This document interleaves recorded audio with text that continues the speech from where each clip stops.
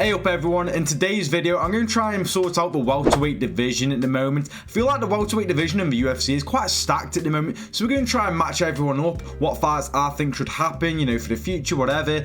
And maybe I haven't timed this at the best of times, considering that Carlos Prates and Neil Magny happens tomorrow, and Magny is included in this video because, well, he's ranked. So yeah, maybe I should have waited until the fight was done, but I was just eager to make a video, so I had to get this done. To start off, we may as well just go on with what happens tomorrow. Prates takes on Neil Magny. I say the winner of that fight goes on to take on Wonderboy. Now, I think that Carlos Prates is going to run through Neil Magny, but Neil Magny in the past has fraud checked a few fighters, if you want. I hate that I've just used that term, but yeah, he's fraud checked a few fighters. You know, he held Jeff Neal up against the cage for like 15 minutes. He got that win against Mike Mallet like last year or the start of this year, whenever it was. So yeah, he has got the capability. You know, he's a very good gatekeeper for the welterweight division, but I do believe that Carlos Prates is going to get him out of there in like the second, maybe third round. I think he'll get Neil Magny out of there. And then I say make Carlos Prates versus Wonderboy or Neil Magny versus Wonderboy. But again, I think Carlos Prates wins.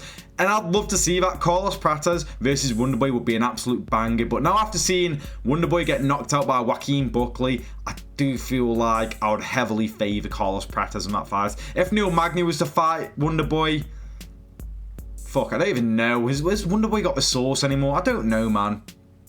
I can't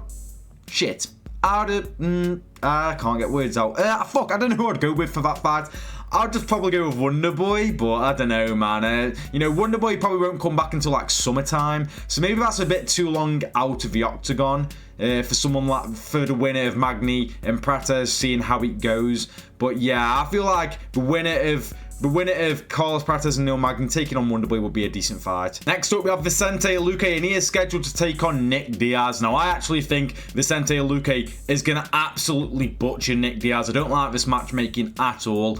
But the winner of Luque versus Nick Diaz, I would like to see fight the winner of Brian Battle and Randy Brown. I think that could be a decent little thingy right there. I know this could set up for a rematch between Luque and Randy Brown, and I don't really like seeing rematches, but I don't mind this one, considering he lost like 4 years ago to Luque, and ever since then, the only other person he's lost to is JDM, and I think he's beat everyone else, Randy Brown, so I wouldn't mind a rematch between Luque and Randy Brown, because Randy Brown, you know, he's improved since then, I would say, but regardless, I think that Luque would beat Nick Diaz. I don't know why we're doing this fight. I think it's absolutely stupid, I'll be honest with you. You know, he was losing to a washed past it Robbie Lawler, and obviously Vicente Luque is not in his prime anymore, we all know this, but I still think he's good enough to beat a very inactive, washed Nick Diaz, and I'm not looking forward to watching this fight, I'll be honest with you. But yeah, match them up against either Brian Battle, the Butcher Brian Battle, or Randy Brown. Now, Brian Battle versus Randy Brown, I think is a great fight, and I can't wait for that one.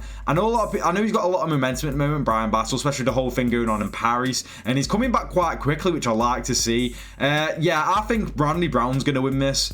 I think a lot of people counted out Randy Brown. Randy Brown's very solid, man, and I think he's going to beat Brian Battle. So then, if I think, you know, Luque is going to win, and I think that Randy Brown's going to win, I can see that rematch happening. After this, I would match up MVP Michael Venom Page against Michael Morales. One of the Michaels has got to win. Obviously, Michael Morales getting a nice knockout over Neil Magny, again, who's also ranked, and he's undefeated. I believe he's quite young as well. And MVP, obviously coming off that loss to Ian Gary, his first loss in the UFC, came quite early in his UFC tenure, you know, second fight into the UFC, but he was against Ian Gary, you know, a decent fighter. So I wouldn't mind this fight at all. I feel like, yes, ideally, I'd like to put MVP in there with a grappler, considering he had it quite nice with Holland to a degree, and then with Ian Gary, you know, he was getting out-grappled by Ian Gary, so I feel like you've got to really test him. And at the same time, if Michael Morales is able to knock out MVP, or just simply beat him anyways, he extends his undefeated record, and not only that, he gets a lot of momentum, as MVP is somewhat of a big name in that welterweight division, and let's be honest, it would be a banger of a fight. Who would not want to see this fight? I would like to actually see it before 2025, you know, when was MVP Ian Gary, like quite early on in the year, maybe like June, June, somewhere July, possibly. I think it was June. So I don't know why we haven't got this maybe before the end of 2025. I believe that Marco Morales beat Neil Magny in August. And I don't believe he took any damage. So I don't know why they couldn't have made this for December and put it on the December pay-per-view. But regardless, fun fight. Makes a lot of sense. Who wouldn't be down for this fight? After this, we're going to match up Jeff Hands of Steel Neal against Gilbert Burns. I like the clash of styles for this matchup. We just had Jeff Neal, who just, got rid of RDA within a minute, but RDA did pick up an injury. And we have Gilbert Burns, who just lost to Sean Brady in September.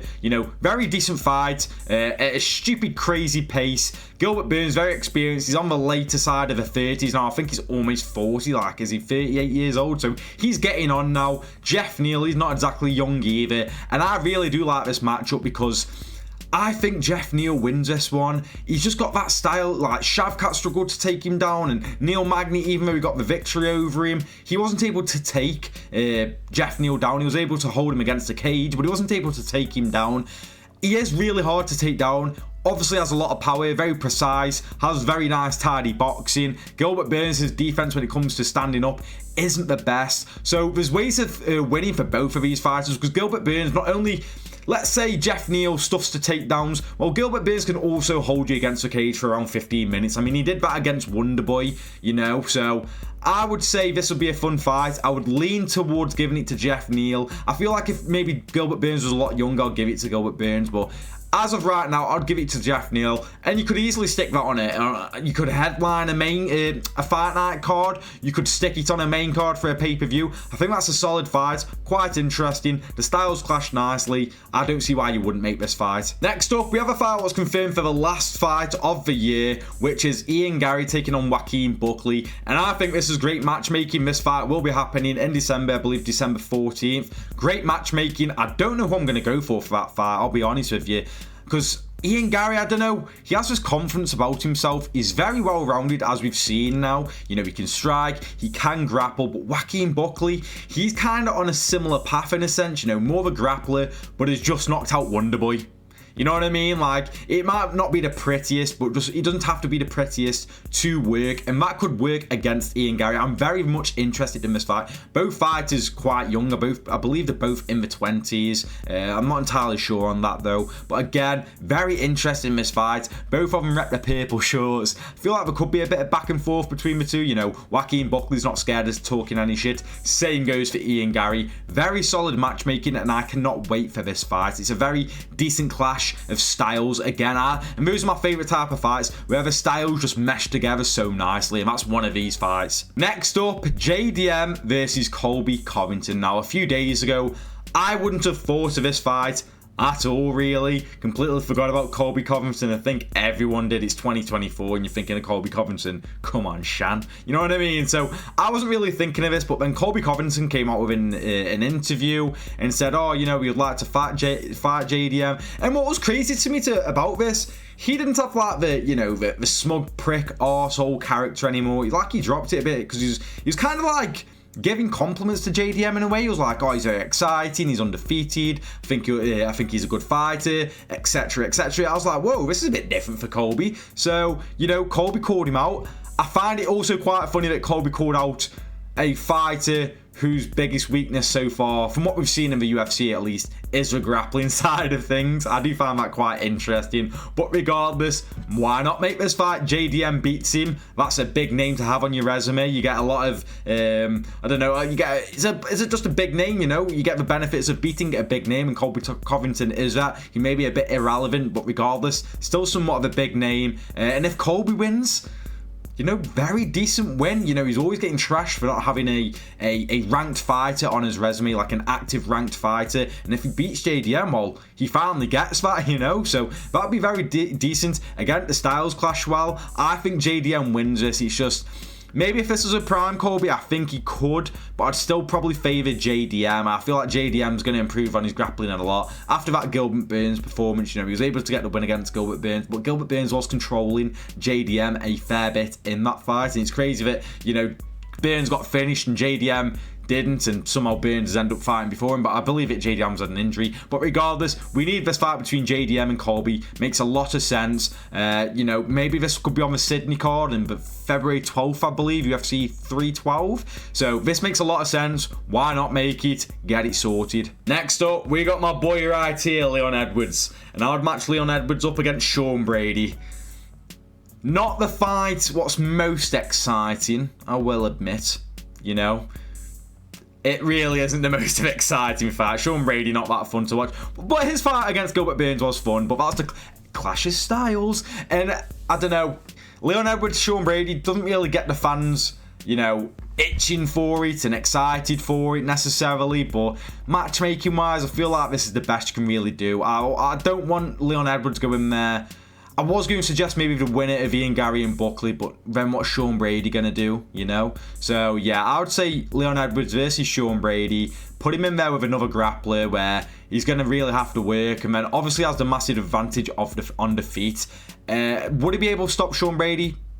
Probably not. I'll be honest, possibly, but probably not. I mean, Belal Muhammad actually finished him on the feet, so possibly, never say never. But at the same time, Sean Brady could easily just take down Leon Edwards and keep him there, because we know he can fight at a stupid pace. We know he has good cardio, but it's more of a defensive side of things when it comes to his striking, what is the big issue for him. But if Leon fights Sean Brady, he needs to really... He can't be content being on the back foot and not throwing much, and, you know, he's got to be the aggressor in some situations, like he was with Usman in the third fight. You know, he was being very aggressive at times. He needs to be like that against someone like Sean Brady. That's what he needs to do. I think this will be an interesting fight, because I don't know how I would call it. I would side with Leon, but again, I wouldn't be super confident in that one. I wouldn't write off Sean Brady at all, given the style again, and how Leon just lost his last fight against Belal. I wouldn't write off Sean Brady at all, but I do feel like that is a fight to make, even though it wouldn't be that exciting at all. And then last but not least, we got them all tied together. Shavkat taking on Kamaru Usman. I mean, I think that's what the UFC are going to go along with. Usman's teased it now. Shavkat says he would like to fight Usman on...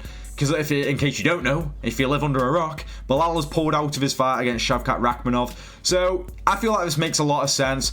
Usman gets a win, more than justified to get a title shot straight after that. And he keeps on saying, you know, I want to fight Belal, but you can't really justify a title shot after taking 3 back-to-back-to-back losses. You know what I mean? You can't take 3 losses in a row and then just say, I deserve a title shot because you're one of the greatest welterweights of all time. It doesn't quite work like that, but a win over undefeated Shavkat, who's finished everybody, that would definitely help him. And the fact that he would save a pay-per-view on short notice, I think it would be like, you know what, fair enough, let him fight Belal Muhammad. And again, if Shavkat wins this, well then, obviously, he goes straight in against Belal again. Belal got injured. He's going to sit out until, I don't know when, but when he recovers, hopefully, maybe like March, April time. We've got to see how much damage either Kamaru or Shavkat takes. Again, I don't think this fight hasn't been confirmed. Hopefully, it might even be confirmed by the time I put this video out, to be fair, because, you know, the UFC move very fast. They like to get things done very fast. It's been about a week now since Belal picked up the injury, so I wouldn't be surprised if it gets announced very soon. But Shavkat versus Kamaru Usman has got to happen, and the winner has got to fight Belal Muhammad. It just makes the most sense, and I feel like Kamaru Usman versus Shavkat is an absolute banger. And I think Kamaru Usman, I think he wins that one. I'm going to be honest with you. I'm all aboard the Shavkat hype, but I just think that Kamaru, I don't know. I don't see Kamaru Usman getting finished. I really don't. I don't think Shavkat will be able to finish Kamaru Usman. And there's a big question mark of Shavkat, his defensive grappling and his cardio. And Kamaru Usman is someone to certainly test that, and I can't wait for this fight if it does get made. I'm hoping it does. I'm hoping they don't have to pull Shavkat from that card, because then the card will be, you know, it'll significantly be downgraded, unfortunately. And that's how I'd match up everyone in the rankings in the welterweight division in the UFC. Let me know in the comments if you agree with some of the matchups that I've made. Let me know some matchups you might think of and make. Let me know in the comments. Thank you for watching the video, and I'll see you in the next one.